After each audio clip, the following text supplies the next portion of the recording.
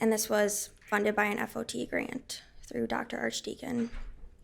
So there have been many research publications showing that in acetabulum open reduction internal fixation, there's up to 35% rate of needing blood transfusions after the surgery.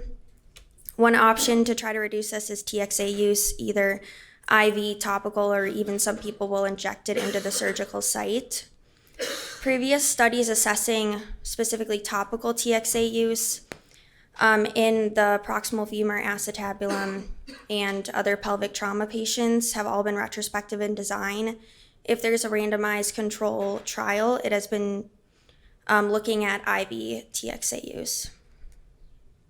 And so the purpose of this study was to determine whether topical TXA use in isolated posterior wall acetabulum fractures had benefits on the patient in terms of blood loss reduction, and then also if it increased the risk of VTE events after surgery.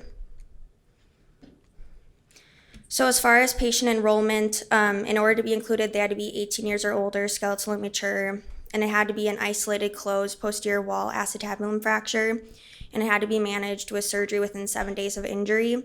They were excluded if they had many other lower extremity fractures or other sources of hemorrhage, such as like a liver laceration that required surgery, or if they had history of VTE events or a bleeding disorder. At our institution, we have an interventional drug pharmacy that computer randomized the patients to either placebo, which was normal saline 100 milliliters, or topical TXA, which was 2 grams per 100 milliliters.